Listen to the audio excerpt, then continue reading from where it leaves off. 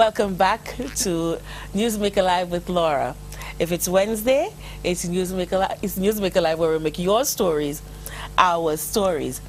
I have with me this evening a former social worker. She's a registered nurse and a midwife. She's been with the Human Services for, well, let's just see. When I entered college, she was already with the Human Services. Yes, until last year. That's a long time. I don't want to put a number to it because I'd be dating myself. But yeah, so she's been a social worker for a very long time. She also worked in the transit home, managing the transit home. So she is a lady of a great wealth of experience when it comes to social work. And I'm speaking of none other than Miss Antoinette Joseph.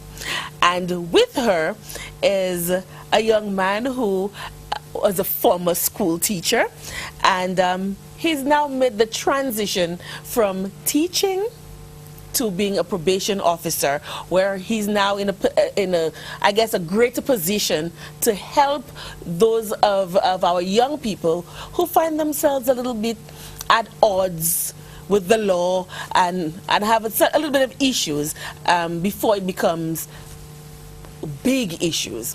So my guests this evening, Miss Antoinette Joseph and Mr. Kendall Elver, and you would have recognized him as a guest previously wearing another hat. This is a man who is not just a probation officer or a former teacher. He's also a community activist and a cultural activist. So he wears a lot of hats, and so sometimes it's very difficult to keep them straight. Welcome. Well, thank you very much, Laura, for having the St. Lucia Association of Social Workers on your program, and let me say good evening to you and to the viewing public. Thank you. So let's start. There's so much, so we have to maximize our time. So much we want to talk about. Tell me, you're the president of the Social Worker Association, right? And you're a past president, Miss Antoine, Miss Joseph. Great. So we have people here who absolutely know what the association is all about. Tell us in a nutshell, Kendall, we'll start with you. Tell us in a nutshell, what exactly is the association all about and what do you do?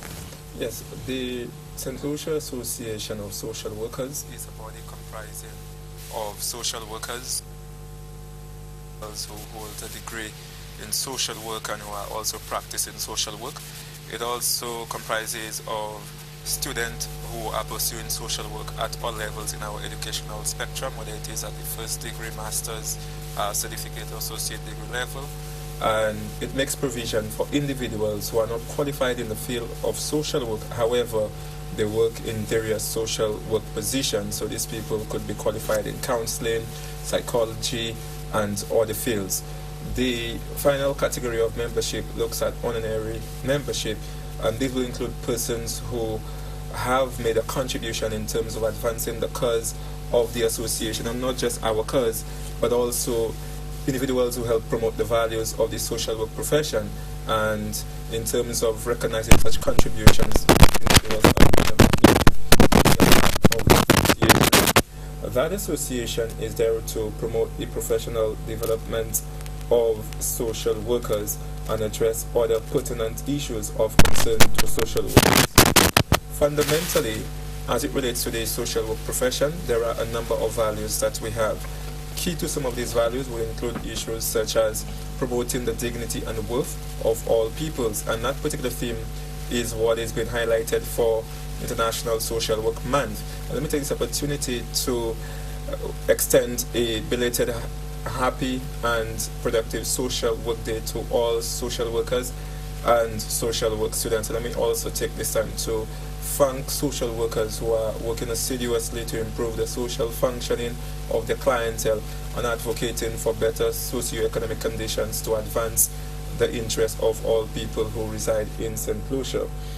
So clearly, as an association, away from promoting professional development, we are there to ensure that the social work profession, its values are being promoted. So there is a lot of advocacy that we do in terms of social justice issues, the needs of vulnerable, the oppressed, individuals who have been discriminated, their needs been met? Are there programs and legislative frameworks to ensure that these people, their social functioning is being attained? And if it is not, what can we do to ensure that the needs of these people are adequately met?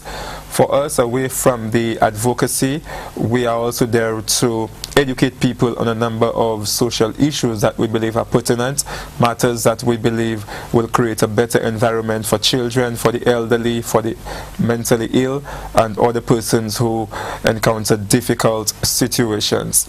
We are also there to support social workers who are in practice and students, individuals who encounter challenging situations, and these are matters that we would have to respond to. For us, in terms of the clientele of various social workers, we are also there to ensure that we represent their concern, because at the end of the day, the social work profession is one that is there to promote social change, problem solving within the context of human relationships, and it is there to promote the empowerment and liberation of all people to enhance well-being.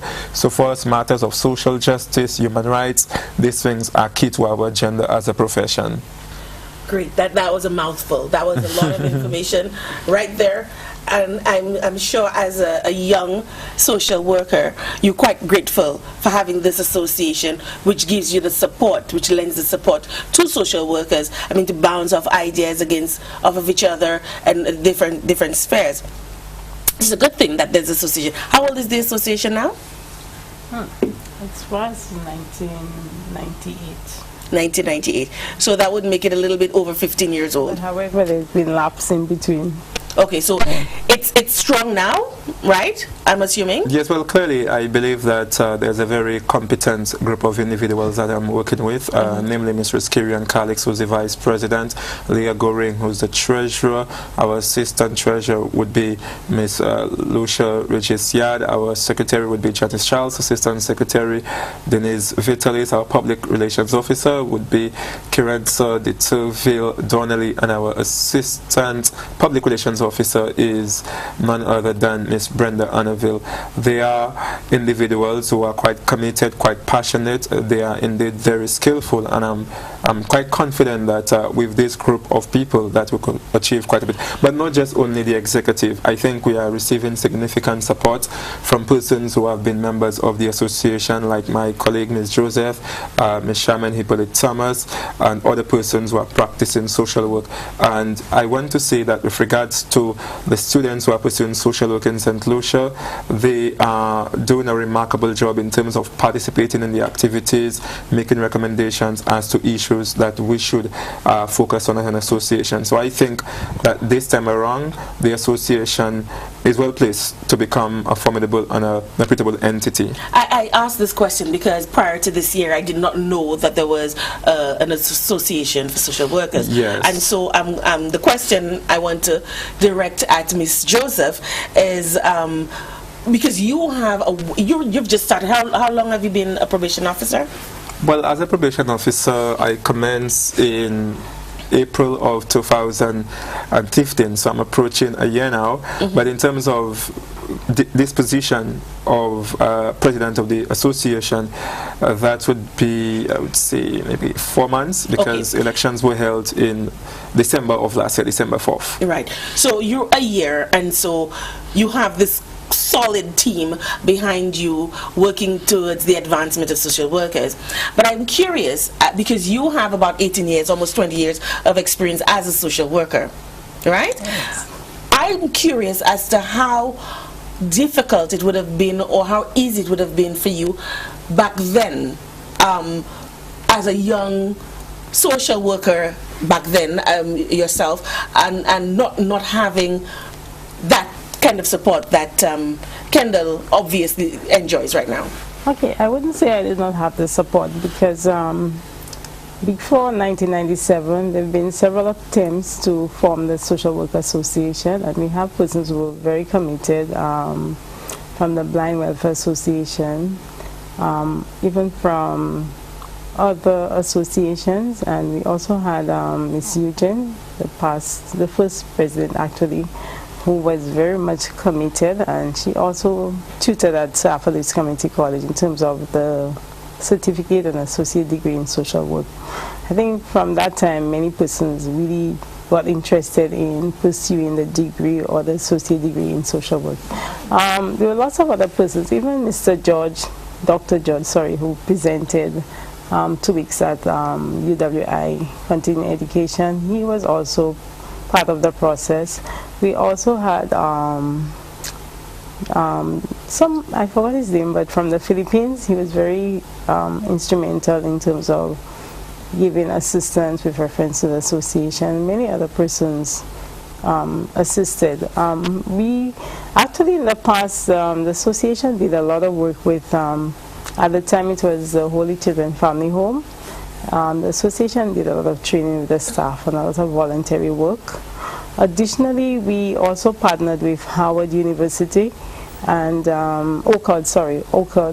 It used to be OCOD and the teaching service, but they actually helped us with a lot of training personnel to come to St. Lucia to actually assist with training for social workers in different agencies. In 2000, we also got the opportunity at an international social work forum in Montreal to present. Myself and Miss Eugene and another person from OCOD in Canada, we did a joint presentation in 2000. And at that time, I actually got to meet a lot of my professors who taught me at UWI when we did the presentation. A lot of work was done in terms of self-development for social workers, a lot of training. We had a lot of that opportunity, and all the other ministries participated, social workers from other ministries participated. So there was a lot of groundwork. But what happened is that a lot of people went out to study. And so when the association started, you had a lot of people who were involved, but they were not necessarily trained in social work. Is that what you're saying? Other than the training, short-term training that you'd have received from? We had a mix of professions because we had persons who were trained in psychology, a few in social work and other disciplines, but they were actually practicing at various agencies. So you had a lot of practicing social workers, not necessarily a lot of persons at that time, but now we have a lot more persons who are actually trained in social work. We have a vast number of persons now, but at the time we had more practicing social workers. They would have been psychology major, sociology and other majors, but they were actually practicing at various agencies. So you're saying back then you would have had more social workers than currently? No, I said we had more persons from other disciplines. Yes, but now we have a lot more persons who have, I guess with information now and persons doing research as to the profession, you have a lot more persons actually pursuing the degree, the masters at the master's level in social work. And persons are actually, there are actually 3 other institutions in St. Lucia actually offering social work. You have the Adventist College, UCOC. There's another school, I'm not sure of the name, in the south. They offer social work. And you have Sir Affoley's Community College. Okay, so... I'm also going to add that the UWI Open Campus offers qualification in social work from the Certificate Associate and First Degree level. So St. Lucians can access it. There is an office at Mount Fortune, that is up the Mount in Castries, yeah. So are we... Since there are so many avenues for qualifying oneself in social work, getting into social work, do we have a good complement of social workers in St. Lucia to deal with the issues that we are faced with? Sorry. Well, when I analyze the situation, one of the issues that social workers would say to you and the respective agencies that hire social workers, considering the multiplicity of social issues that we have to deal with, I am not of the view that we have a sufficient complement of social workers to respond to these issues. We have agencies where social workers have caseloads that exceed what would ensure effectiveness and efficiency. And that is something that we have to attend to, because for a social worker to be effective, one must make sure that they are not exposed to too many cases, because clearly you could experience what you call compassion fatigue, you could experience burnout, and we have to ensure that the clienteles receive quality service. So clearly it is a situation that I believe when more resources become available, or when there's a greater level of priority placed on our social issues, that we need to reflect that in terms of employing more social workers, and not just more social workers, but employing social workers who are specialized in diverse fields, because increasingly as our issues become more sophisticated, as our issues become more severe, you really need individuals who have the right set skill and knowledge to attend to this matter. So it is clearly a major concern for the Social Work Association. Now, in trying to come up to this point, and I don't mind telling you guys that I've been trying to get a social worker, somebody, a counselor, to come on this show to really talk to us about issues that we can that face women and children, marginalized children in particular, where you have children who are abused, who are neglected, and it's very, very difficult. So I'm glad that I can get the association here to talk to us. But I'm always confused, and when I speak to people, and I say we as in other people outside of the profession, always confuse certain roles, certain departments. So maybe you guys can clear that up for us. What is the difference between human services and gender relations and the host of other, because there's so many that and they're so intertwined. When you say, oh, I need to speak to somebody about spousal abuse, oh, you need to go to human services. So when I go to human services now and I say, well, I need to talk about spousal abuse in addition to child abuse or neglect, oh, I need to go to this. So I'm a little confused, and I'm certain that our viewers are just as confused. So if you could just give us some clear demarcation as to what some of those areas are that social workers can find themselves placed in. But if I should say that sometimes you may have cases that necessitate all agencies, all hands on board. Right. Because you may have a situation with domestic violence and there are children being affected. Obviously. And human services obviously would have to deal with reference to the children, the care and protection in the case of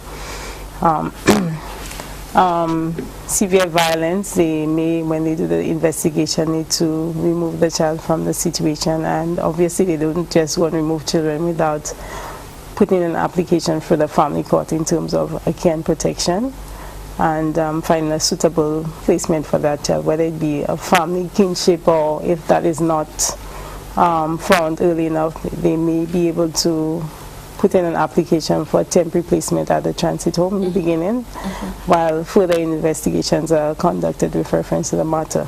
And so most times, some cases are not just very clear-cut, and so that is why sometimes when people visit the agency, based on the situation, you may say, okay, we will deal with a particular aspect of the case, but however, this aspect goes to the family court or probation. Okay, so just tell us, walk us through a scenario, or explain to us, when do we need to go to family court, when do we need to go to human services, and when do we need to go to gender relations, and then we're due for a break. So after you've answered that question, we'll go for a break, and when we come back, you will then highlight to us how, when or a situation where all three agencies are amalgamated and need to be, the forces need to come together to create a situation which helps a family or a mother or a child. So let's start with differentiating between the three agencies we spoke about: human services, family court, and gender relations. Okay.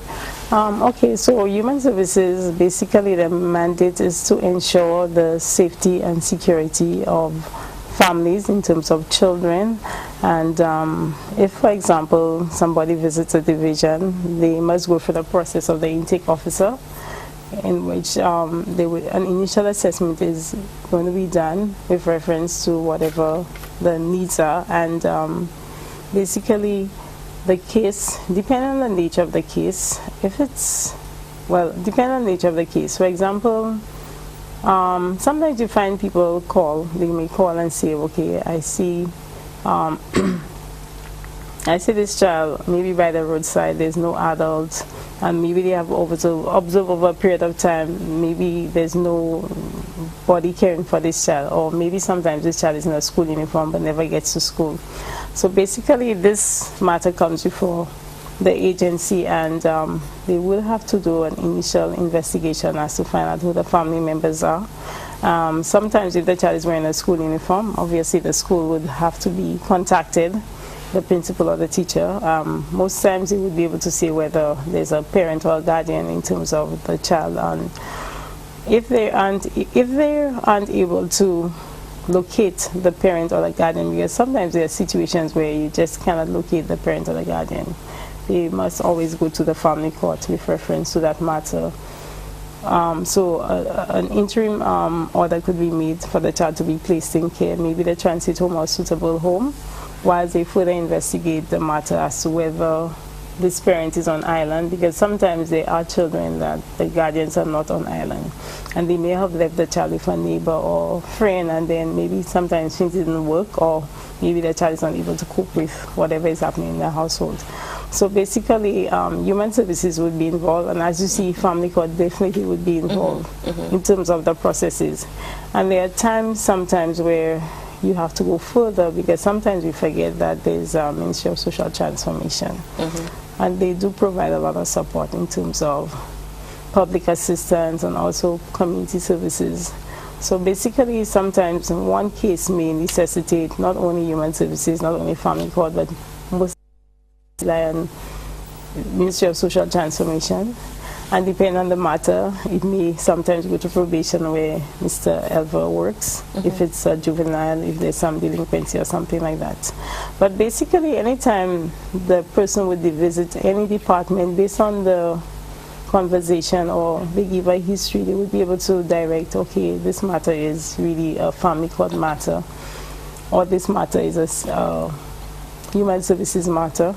And sometimes we don't hear much about our men accessing services, but I want our men out there to know that the services are available, because sometimes men believe that, oh, I shouldn't be visiting any agency. And you do have gender relations where you have support for men there. So I want our men out there to know that. But when do they access that? What? Because we know gender relations, and we know gender is male and female. But what services are offered by the gender relations? What services, in what scenarios, in what cases would one access gender relations? So we know, for instance, you said that human services basically looks at the family unit, the children in particular, and that could cross over to the family court. But most of the time when we think about family court, we think about child maintenance issues, and we think about spousal abuse, where you want to get a separation from your husband or your wife or whatever. But the gender relations one, we're not too clear as to when do we access gender relations, in particular our men. But like I said, we're due for a break. When we come back, since you've already answered the question that you would have answered after the break, when we come back from the break, we will talk about, in specific terms, gender relations. When do we access gender relations? When we come back, more with our guest.